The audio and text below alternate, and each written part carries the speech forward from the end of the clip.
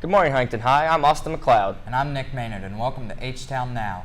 Last week, first stage for our production of School of Rock at Huntington High. Kat talked to Maddie Jackson about the musical. Let's take a look. What is School of Rock about? School of Rock is based on the movie, and basically the main character, Dewey Finn, pretends to be his friend Ed Schneebly and goes to Horace Green prep school and teaches the kids how to play instruments and compete in battle of the bands. Tell me a little bit about First Stage. First Stage is a children's community theater around the tri-state area.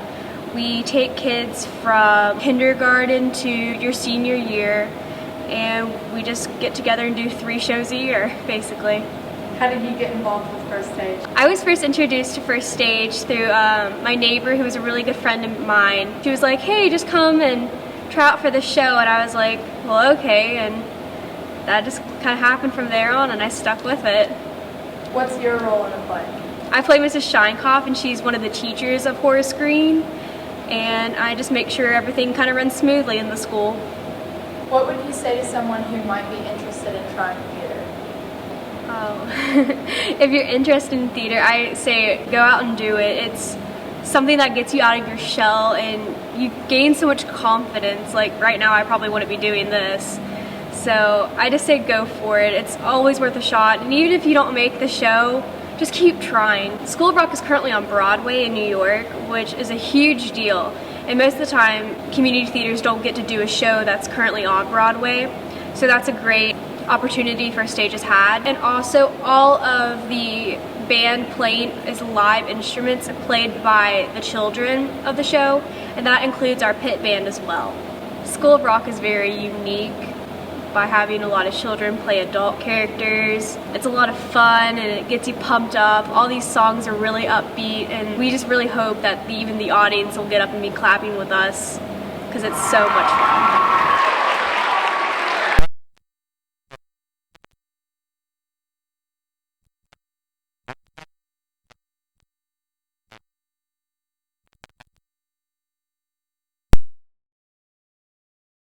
Impromptu speaking and original oratory. I participated in impromptu duet acting, impromptu speaking, and extemporaneous speaking. Pretty good. I think we did pretty well as a team. Last year we got 3rd, and this year we got 2nd overall. Yeah, we got 5th place in debate as a team. I did pretty well. I got 5th place in original oratory and 2nd in impromptu. I did okay in impromptu speaking, but I did not actually place. I got a 1, and then I believe a 3 and a 4, which means I was the best in my first round, the 3rd best in my second, and the 4th best in my 3rd. In extemporaneous speaking, I ended up placing 3rd overall, and the same with impromptu duet acting, which is sort of like an improv where they give you a prompt, and you and your partner have 30 seconds to think it over and put together a scene. The team did very well. We got 2nd place overall. We prepared a lot of our cases. We finished them up probably the night before, but we had been working on our cases since probably mid-October. Yeah. And just getting all that work done, compiling evidence. Sure, we finished at the last second, but it had been a long thing coming. Lots of practice. I actually finished writing my oratory the day before the tournament, so I feel like I would have ranked higher if I hadn't. But I spent about a month working on impromptu. For impromptu duet acting, otherwise known as improv duo, my partner and I, we would get prompts from people, and we'd try to run at least 3 or 4 scenes every day. For impromptu speaking, I would go through different speeches and try to present them to the class whenever I could. And the same for extemporaneous. Extemp speaking required I collect a lot of research and be well versed on current affairs. Debate's hard, it's fun, but it teaches you a lot. Yeah. Great job, guys. With the election coming to an end, Chip decided to talk to the young Republicans and young Democrats about how they prepared for this event. As the 2016 presidential election has come to a close, I had the chance to sit down with several representatives from the Huntington High Young Democrats and the Huntington High Young Republicans to get an overview of the political atmosphere up on the Hill. Well, when I joined Young Democrats, I didn't actually know very much about politics, but I knew that I felt that those were the values that I aligned with, so I joined originally to learn more about it, and through the club I learned a lot about government. I really looked up to Rachel and Hannah when they were president and vice president, and my friend Becca Craig and I were like, that's what we want to be. You know, we want to be the leaders. We want to take charge and, you know, just make the club as good as we can. Okay. Yeah, I came here freshman year, and there was one thing that really attracted me to Young Republicans, and it was the people. Everybody there was so welcoming, so kind, and I'm happy to say that I think that we've been able to carry on that tradition to today, and anybody is welcome. Republicans, Independents, even Democrats, you're welcome to join. We'd be happy to have you. Okay. Yeah, so last year we went on a trip to New York City, and we had a great time, and it was very educational. We went to Fox News, we went to Wall Street, we did all this fun stuff, Broadway shows, and I really was hoping to help spearhead that trip this year, and that was one of the big things. And another thing was, this is election season, there's so much excitement going on, and I knew that it was going to be exciting, so you know, several things led me to that, but I've just always been an active member, and I love the club, so I wanted to, you know, be able to give it my leadership and see how we could grow. Members from each club said that Young Republicans and Young Democrats helped spark their political interest.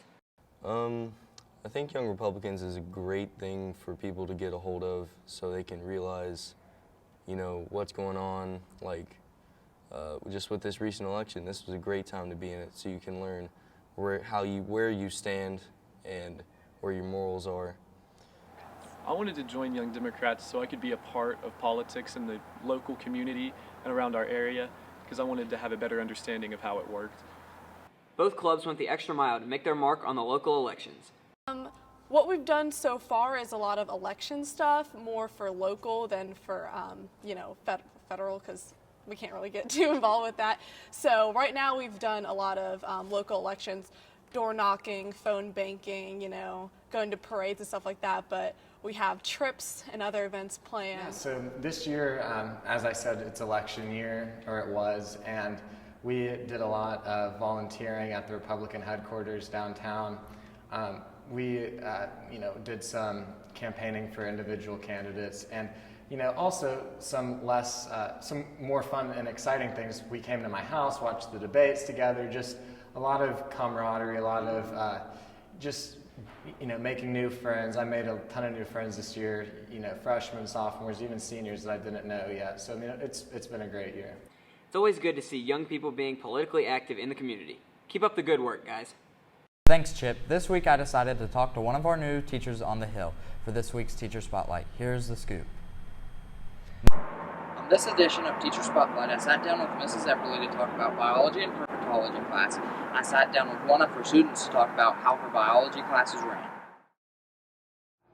Well, I really enjoy that she genuinely cares about the students and how she tries to make a personal connection with us. My favorite thing to do is the labs. She always has like fun labs for us to do, and then also I just enjoy being in her class because it's always a fun place. I have really enjoyed my time at Huntington High so far. I love Huntington High. Go Highlanders.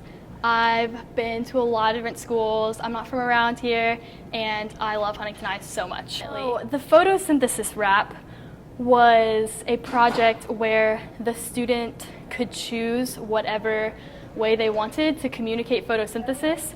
And one of my students asked if he wrote a rap about photosynthesis if I would perform it, and so I did. It's pretty embarrassing, but apparently I spit flames, and shout out to Tay Flavor for writing the rap. I think my teaching style definitely depends on the course. Biology is a testing year, so there's a lot more content to handle, and we just have to move a lot more quickly, especially in the block class.